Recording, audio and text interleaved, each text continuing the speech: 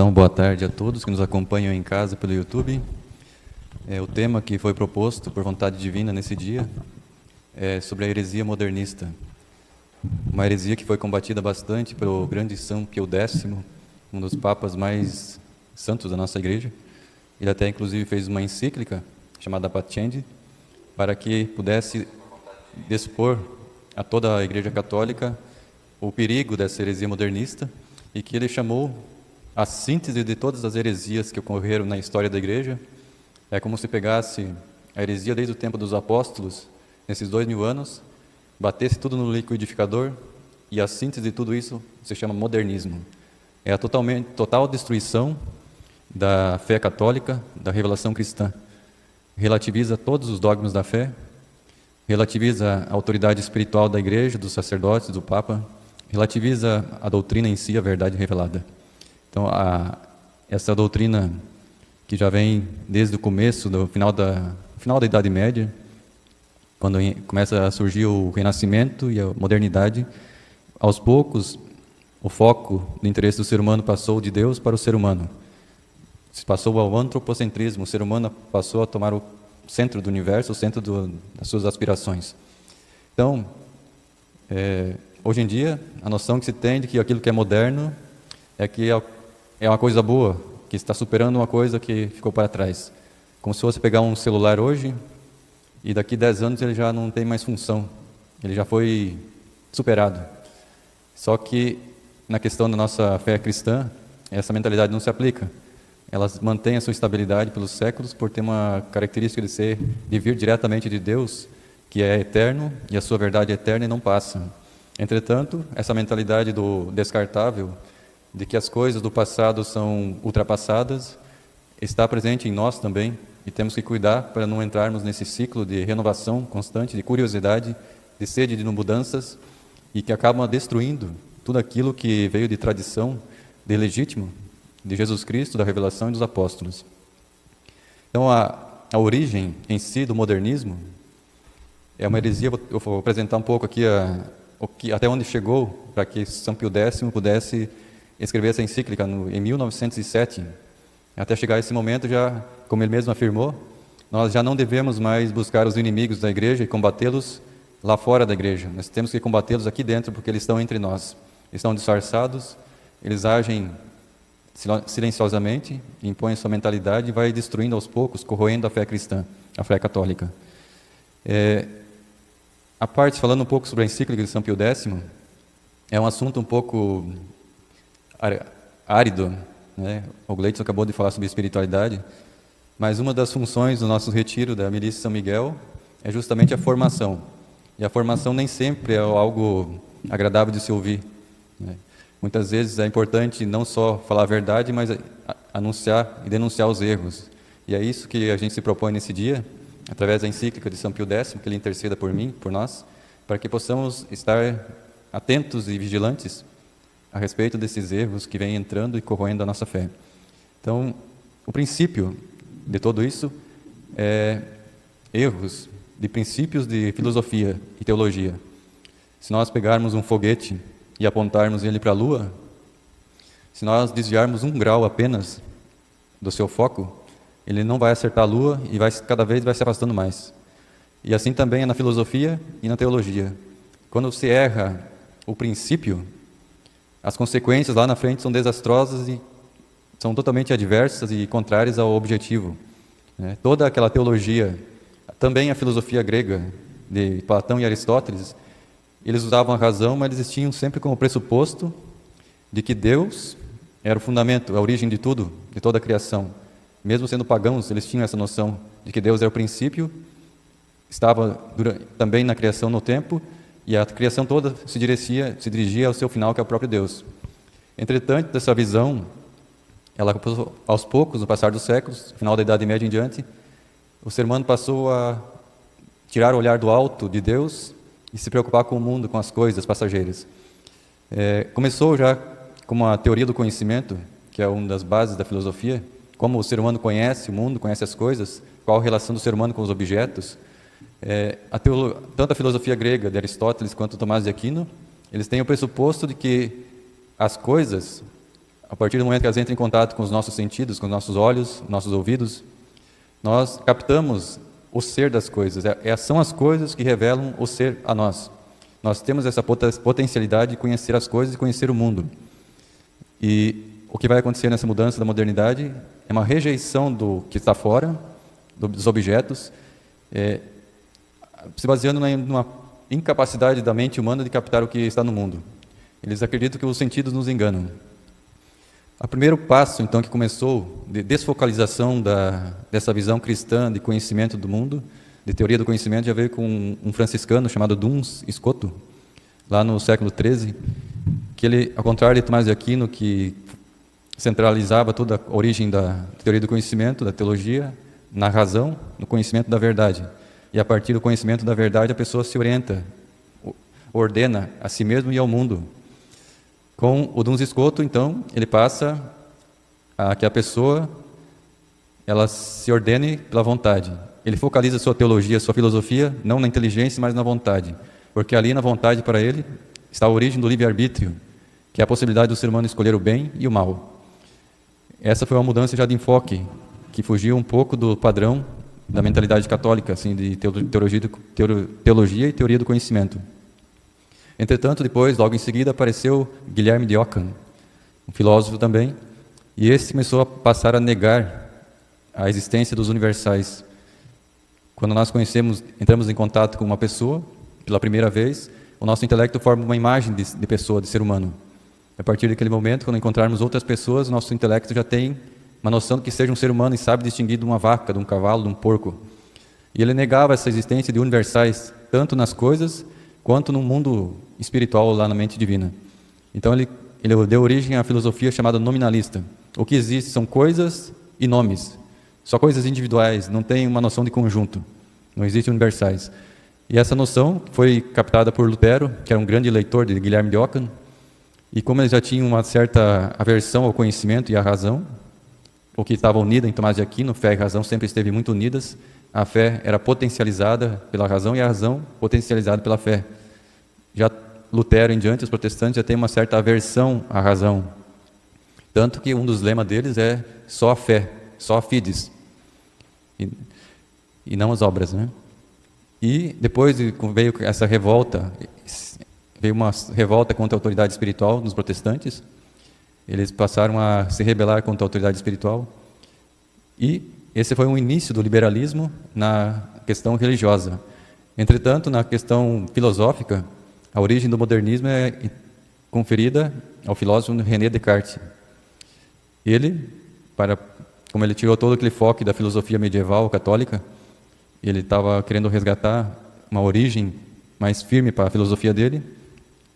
Ele falou assim que os sentidos não são confiáveis. O que eu vejo nem sempre corresponde com a realidade. O que eu escuto também não corresponde com a realidade. E Deus eu não posso provar que existe, e nem que as coisas existem. Aí ele chegou à conclusão que a única verdade que ele tinha certeza mesmo é a que ele estava pensando naquele momento. Então, se eu penso é porque eu existo.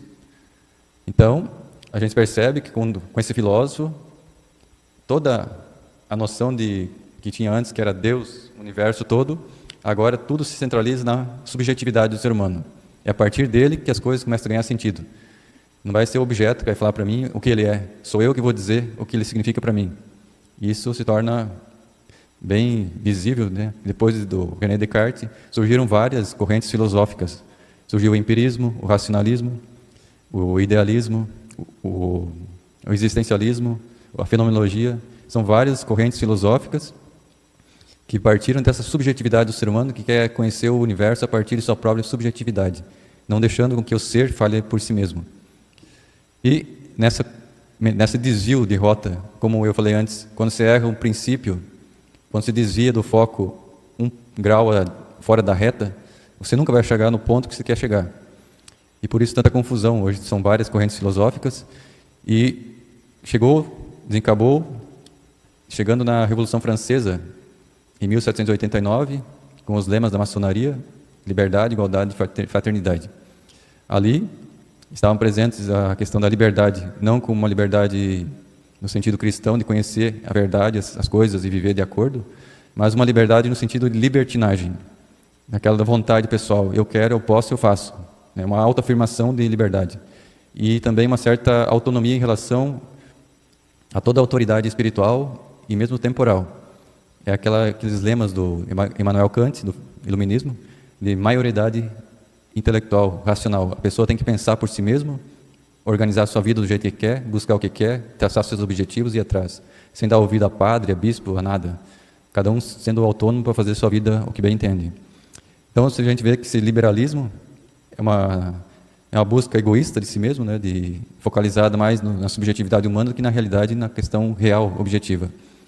E depois disso, nós vemos a fraternidade sem Deus, que é da maçonaria também, né, na Revolução Francesa, e essa igualdade deles, que é a destruição da hierarquia. Eles destroem na Revolução Francesa com a igualdade, tanto a hierarquia católica, que é espiritual, quanto a hierarquia civil, que é as realezas, né, os governos centrados e firmados em cima de realezas. E também os condes e os barões. Eles vieram para destruir toda essa pirâmide espiritual e temporal.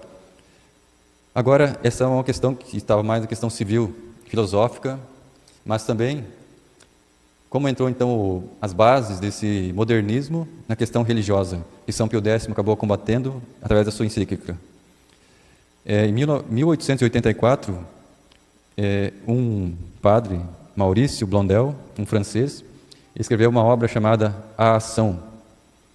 E ele, nessa obra, ele exalta a ação em cima da compreensão, ou seja, do conhecimento da razão. O negócio para ele era fazer. Tem que fazer, não fica especulando. E esse cara foi condenado, então, pela igreja também.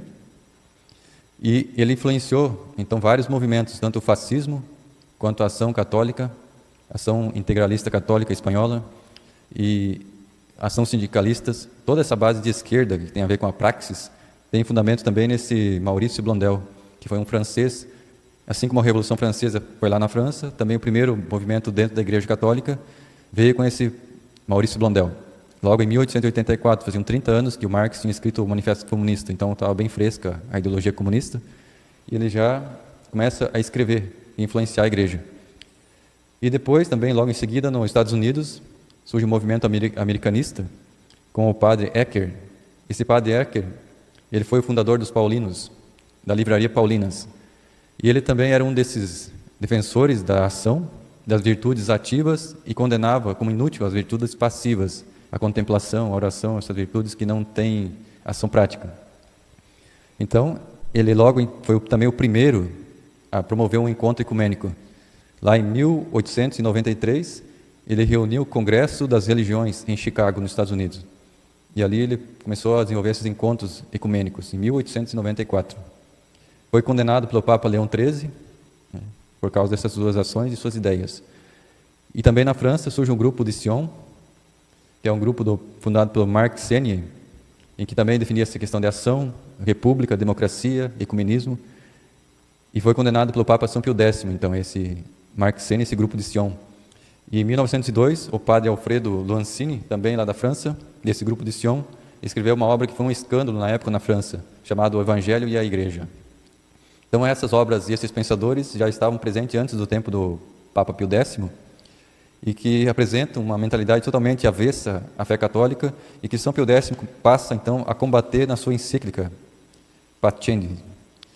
Então quais são, agora entrando diretamente na encíclica do São Pio X, os princípios que estão na base do modernismo? Como nós percebemos, houve uma teologia que antes era voltada pela revelação, uma autoridade divina que revelava. Agora, com o modernismo, esse movimento, eles se espelham muito na ciência, no método científico. Então, para eles, as coisas só podem ser provadas aquilo que está à mão, a experiência que pode ser testado. Como Deus não é objeto da ciência, ele não existe para a ciência. Entretanto, eles conseguem observar, por exemplo, quando a pessoa está numa igreja, está rezando, isso é uma coisa palpável para a ciência que pode analisar como um método religioso, um fenômeno religioso que está acontecendo ali, as pessoas estão rezando. E esse fenômeno religioso pode ser estudado pela ciência, por essa teologia moderna. Então, eles analisando esse fenômeno religioso, eles perceberam que ali havia alguma coisa que estava presente não só entre os cristãos, mas estava presente nos budistas, nos islâmicos, estava presente em todos os tipos de religiões, em todos os seres humanos. Eles concluíram que ali existia um fenômeno universal, que era uma certa experiência do divino que estava presente no interior das pessoas. E como eles sabiam que pela ciência você tem só o mundo exterior e a sua própria consciência, e eles perceberam que esse fenômeno interno das pessoas, esse sentimento religioso, não está totalmente disponível ao acesso da inteligência do ser humano. É algo que transcende a capacidade de entendimento e a pessoa não consegue também traduzir plenamente em palavras, como a linguagem é imperfeita, então, para eles, né? Esse incognoscível, esse que não pode ser compreendido totalmente nem expressado totalmente, vai ser a base, então, dessa nova religião. Eles vão dizer assim que esse incognoscível, ele vai ser captado pela experiência religiosa, uma experiência do divino. Você não conhece, não consegue captar todo ele, mas você vai ter uma experiência com esse divino. É um sentimento religioso. E esse sentimento religioso, percebam, já que não é mais a razão como verdade, mas é um sentimento religioso. Esse sentimento religioso vai se tornar o que eles chamam de fé, totalmente avesso ao que a nossa tradição chama de fé. É uma verdade revelada que nós aderimos. Para eles, não. A fé é um sentimento. E esse sentimento, ele precisa ser comunicado também. E essa fé, esse sentimento religioso é a base de todas as religiões. Como então entender o conceito de revelação? Nós que estudamos teologia, a gente vê que eles usam os mesmos termos da tradição católica, do magistério da igreja. Entretanto, o sentido que eles dão para as mesmas palavras são totalmente diferentes. Por exemplo, a revelação para o modernista não é o que vem revelado por Jesus na história, quando ele se encarnou, nem o que está na Escritura escrita, e nem a transmissão dos apóstolos, o testemunho dos apóstolos, daquilo que eles viram e ouviram e transmitiram, por isso falaram. E a partir do testemunho dos outros a gente acaba acreditando. Para o modernista não. Você acredita, você tem essa experiência de uma revelação interna. É imediata, direta, você consigo mesmo, no seu interior, no seu sentimento. E essa experiência não precisa de intermediários, não precisa ninguém te falar quem é Jesus, ou Buda, ou Maomé. Você tem um sentimento religioso, é uma revelação do divino dentro de você. Tem tudo a ver com o que a gente falou uma vez sobre o gnosticismo, que é um pouco a religião maçônica, que eles compreendem que o Espírito que está em nós não é uma criatura, é um Deus. Nós somos parte de Deus. Eles são... O que significa então o gnosticismo? Esse conhecimento é tomar consciência de que você é Deus. E, portanto, você é conhecedor do bem e do mal, como diz na Bíblia. E é um pouco da base do modernismo esse gnosticismo. Você toma consciência desse sentimento religioso e a partir desse momento surge toda a expressão religiosa. E não tem intermediários, então não tem precisa de transmissão. Ou seja, eles pegam a religião sobrenatural que é a cristã, que vem de Deus, e eles transformam numa religião natural. Está presente em todos os seres humanos, em toda parte do planeta. Não tem nada de revelação externa que venha do alto. E essa consciência religiosa se torna a regra universal da fé. Aí vem expressões que nós ouvimos muito por aí. Liberdade de consciência, liberdade religiosa ilimitada. Você pode ser o que você quiser. Se você quer ser budista, você pode, se deve, ninguém deve te interferir, tirar você do caminho. É a tua experiência com o divino e ninguém precisa te converter. Você teve o contato com Deus, você conheceu a tua verdade. E, dessa forma, a consciência se torna como que divina. E o cristianismo foi rebaixado, então, da revelação divina que se encarnou, que se fez homem. Jesus é simplesmente um fenômeno de alguém que descobriu que era Deus. Assim como os maçons acreditam que cada um é Deus, só basta ter a consciência, despertar a consciência. É uma divindade não no sentido que nós conhecemos no cristianismo de transcendência, daquele que é totalmente outro, totalmente grande e poderoso. É uma consciência da própria limitação do ser humano como se fosse um Deus ali, né? Uma coisa bem estúpida. Então a religião em si, ela vai ser fruto da consciência que tomou contato com esse sentimento religioso. A partir disso surge a religião. E o que eles entendem então por dogma, quando eles escrevem dogma nos seus documentos? O dogma é simplesmente um instrumento. Como você não consegue conhecer esse sentimento religioso que está em ti, que você não consegue expressar em palavras, o dogma é uma tentativa racional de verbalizar aquele sentimento que você teve, aquela experiência religiosa. Então, como a teologia não tem mais nada de eterna, de imutável, de verdade fixa, para eles o dogma depende das experiências que você vai ter na vida, assim como você muda de sentimentos, você muda de concepção de dogma. O que ontem para ti era uma verdade, hoje se pode mudar. Se formula os dogmas de forma diferente. Então o dogma é mutável, está em movimento, em transformação.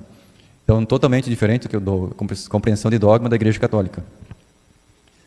E como o dogma se expressa em símbolos linguísticos, ele é incompleto e inadequado para expressar esse sentimento religioso. Por isso ele está sempre mudando. O que eles entendem por tradição? Os modernistas compreendem a tradição como a transmissão de uma experiência individual desse sentimento religioso.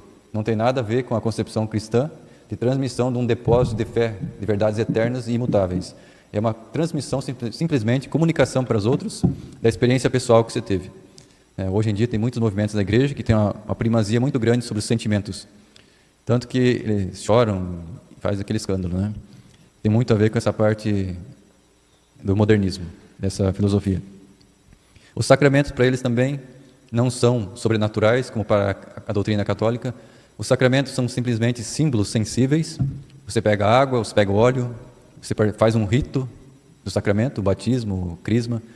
Para eles não tem uma graça que Deus naquele momento está infundindo uma graça na alma. O que significa que aquele rito, aquelas palavras, aquelas coisas, elas despertam um sentimento religioso em você.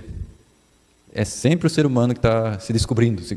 Então não tem nada a ver com graça que vem de Deus por sacramentos. É tudo algo que desperta. Então é só estímulo. Os sacramentos são estímulos para que a pessoa desperte ainda mais esse sentimento religioso que está nele. Então não tem nada a ver com ciência, com conhecimento, com graça divina, sobrenatural, que está vindo para aperfeiçoar a natureza, como é a doutrina católica. E como esses sacramentos são assim, têm a função de estimular, é bom que mudem, estejam sempre inovando os sacramentos, mudando os ritos, mudando a liturgia, a forma de administrar os sacramentos, para que encontre um meio mais adequado de estimular esse sentimento religioso que está no ser humano. E o que eles entendem por igreja? Como a pessoa percebe que existe nela esse sentimento religioso, ela tem necessidade desse sentimento religioso, a partir disso surge a igreja. Não vem de Deus, essa igreja parte do ser humano, não é uma instituição divina. A igreja brota do ser humano porque ela precisa comunicar essa fé, esse sentimento religioso aos outros, e também porque ela precisa organizar as pessoas que tiveram experiências religiosas semelhantes. Por exemplo, os cristãos têm experiências religiosas semelhantes, por isso se organizam e têm ali uma organização de forma que mantenha uma unidade dessa consciência coletiva. E todas as religiões, então, são verdadeiras porque todas elas tiveram essa experiência com o divino, segundo eles, né? Quanto mais uma religião tem correspondência real com essa experiência do divino, esse sentimento religioso, mais verdadeira é essa religião. Eles podem até afirmar que a Igreja Católica é a religião mais verdadeira, mas é baseado nisso, porque esse sentimento religioso corresponde mais à questão cristã e católica. Mas eles afirmam que está em todo lugar, em todas as religiões, e que a pessoa pode se salvar em qualquer lugar. E quando quebra com aquele dogma da Igreja Católica, que fora da Igreja Católica não existe salvação.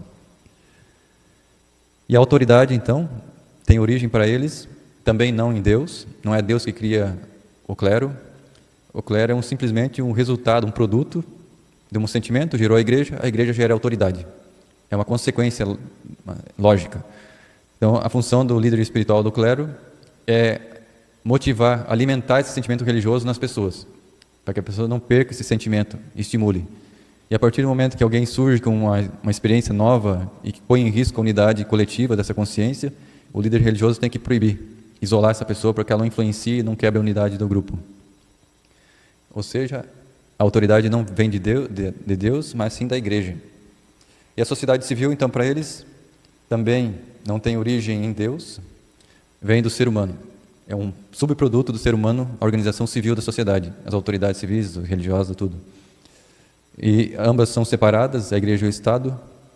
A finalidade da igreja é cuidar das almas, espiritual, enquanto que a função do Estado é cuidar de tudo que é temporal. Isso, juntando essas duas coisas, a igreja e o Estado, pegaria o homem completo, na sua totalidade.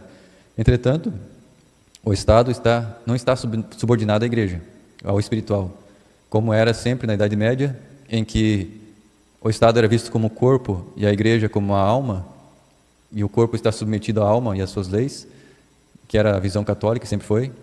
Para os modernistas, não. O Estado é uma coisa, a igreja é outra, e inclusive, como as expressões religiosas são exteriorizadas em ritos e cerimônias, o Estado tem poder, inclusive, de influenciar dentro dos ritos da igreja, e pôr limites e regrar a forma como a igreja administra os sacramentos e as suas funções religiosas. Então, o cidadão, ele vai ter aquela fé católica privada, só no seu íntimo, E quando ele sai de fora de casa, ele tem que deixar sua espiritualidade em casa e fora ele tem que ser um cidadão. É uma religião totalmente alienada, que não pega a vida inteira da pessoa. Então, agora já praticamente resumindo, consequência final. São Pio X vai falar então assim, quais são o princípio básico então da heresia modernista. Ele fala que o princípio básico é a evolução. Tudo está em movimento. A igreja está em movimento, está se transformando, a fé está se transformando, os sacramentos estão se transformando, tudo está se transformando. Por isso, é uma religião evolutiva, porque ela já não é uma religião de Deus, é uma religião fundada em cima do ser humano.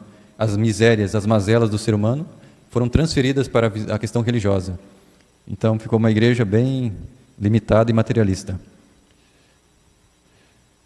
Inclusive, eles falam que a igreja primitiva cristã, ela era primitiva no sentido próprio da palavra, e que hoje houve uma evolução na compreensão da fé católica, por isso que é bom que haja confrontos, ideias entre conservadores e progressistas liberais. Eles acham bonito essa dialética, esse confronto com os tradicionalistas, porque isso edifica e permite a pessoa ter pensamentos contraditórios, sem nenhum complexo de culpa, questionar Deus, desmentir a palavra de Deus na Sagrada Escritura. Para eles tudo é muito bom e muito bonito. E as causas, então, do modernismo, segundo São Pio X, são morais e intelectuais. Quais seriam, então, as causas morais que São Pio X destaca em cima de um teólogo modernista? Primeiro, ele tem uma sede por curiosidade. Ele quer sempre inovar. Ele acha que aquilo que é estável, perene, como a tradição católica, a doutrina, o creio, não é algo atraente. Ele está sempre buscando uma novidade nos seus escritos. E a segunda coisa é que é fundamentada num orgulho. A pessoa é tão orgulhosa que é aquela questão que a gente comentou no começo. Não é a coisa que diz o que ela é, sou eu que digo o que ela é. Se eu penso, então a coisa é assim. Esse orgulho, essa soberba dos teólogos modernos, que eles querem alterar o que está na Escritura, alterar os sacramentos, alterar a igreja, baseada nesse orgulho de que eu compreendo assim, e se eu compreendo assim é porque é verdade. Se bem que eles nem acreditam muito em verdade, né? Porque já fala que não se pode conhecer totalmente Deus, nem as coisas. Então, quando eles negam essa realidade, as coisas, o ser, eles acabam criando um conflito entre liberdade e autoridade. Por isso que eles são muito desobedientes ao clero, ao Papa. Eles não têm vocação para a obediência e para a humildade, são soberbos. E eles são revolucionários, estão aí justamente para destruir, para alterar a fé católica. E a outra causa é intelectual, eles são ignorantes. Eles partiram de umas primícias falsas, de princípios falsos, de uma filosofia falsa, e tentaram formular uma fé que resultou num sistema religioso falso, uma cosmovisão de mundo, de universo, totalmente errado e falso, totalmente avesso à nossa visão de mundo católica, tradicional. E São Pio X, então, vai destacar os obstáculos para os modernistas acabarem de destruir de vez a Igreja Católica, é a existência ainda da filosofia escolástica tomista, São Tomás de Aquino, que é essa filosofia realista, que parte da realidade, e também a existência dos padres da Igreja da Patrística, que são um testemunho forte também sobre a catolicidade, sobre a Igreja Católica, sobre a revelação cristã. E também sobre o magistério da Igreja Católica, que é esse magistério perene que não pode ser mudado. Então, concluindo, é um tema chato de ouvir, tem fundamentos filosóficos muito complicados também de entender, mas eu acho que, resumindo, a gente percebe tudo que está acontecendo na igreja hoje, essa tentativa de destruir a realidade espiritual da igreja, a autoridade do Papa, dos bispos, vários movimentos de descentralização do clero. Então, um movimento que começou lá com a criação das conferências episcopais, em que os grupos de bispos se reúnem em seus territórios e começam a tomar decisões próprias, já não mantém mais uma certa unidade e obediência ao Papa em Roma, e os padres já também não obedecem aos bispos. Tem toda essa mentalidade de não submissão, esse orgulho de que cada um cria a sua própria religião. Eles acham que o mandamento já não é necessário, que a mentalidade mudou, que os tempos hoje são outros, são modernos, a igreja não pode ficar parada no tempo, tem que abrir as portas e as janelas da igreja para o vento entrar, como disse João 23, abriu as portas e o mundo entrou para dentro da igreja, destruiu Jesus, cada vez mais excluído, saiu do centro, foi para a lateral, logo nem na lateral da igreja não vai estar mais. E toda essa mentalidade de que tudo tem que mudar, está na base dessa evolução, dessa religião evolutiva que São Pio X condenou nessa encíclica Paciendi, em 1907. Na época não era tão forte como hoje, mas é uma encíclica atual para hoje, mais do que em 1907. Na época existiam alguns teólogos ou bispos que estavam começando a fazer esse movimento. Mas o que nós vemos hoje é total sucesso dessa heresia modernista na igreja, tanto que eles estão se tornando a maioria, já se tornaram a maioria, e a perseguição vem em cima daqueles que tentam guardar a tradição, a verdade eterna, a tradição da igreja, a Sagrada Escritura, os mandamentos de Deus. Tanto que a gente percebe, a perseguição não vai em cima dos homossexuais, dos hereges, daqueles que fazem abuso da liturgia, daqueles que têm casos amorosos. A perseguição vai em cima dos clérigos que querem ser católicos, que querem falar a verdadeira doutrina da igreja, que acreditam que os mandamentos ainda valem, que o inferno ainda existe, que o purgatório ainda existe, que depois da morte vem um julgamento e cada um terá que prestar contas a Deus pela sua vida. Essa visão de irresponsabilidade e inconsciência que os modernistas levam dia a dia é uma cegueira que Satanás impôs sobre a mentalidade dos clérigos, e ao dia que eles tomarem conta disso vai ser tarde demais. Mas quanto a nós, a nossa missão, como disse Nossa Senhora, é se formar e fazer todo o possível para defender a sã doutrina da Igreja Católica, custe o que custar. E São Pio X é um modelo para nós, aqui do Movimento Cidadão do Infinito, Instituto São Paulo Apóstolo, e na Milícia de São Miguel nós estamos fazendo o estudo do Catecismo de São Pio X, e agora, por vontade de Deus, queria que falasse sobre a heresia modernista, que é o que está em voga hoje. É a síntese de todas as heresias, é o que governa a igreja hoje. Princípios como liberdade religiosa, consciência religiosa, ecumenismo e tantos outros, Estado laico, são expressões dessa mentalidade modernista que se infiltrou na igreja e se instalou. E hoje quem falar contra é perseguido e calado. Então que Deus nos ajude, Nossa Senhora também interceda por nós, São Miguel, São Pio X, para que nós possamos ser essa resistência espiritual nesse combate contra o espírito das trevas. Louvado seja nosso Senhor Jesus Cristo. Para sempre seja louvado.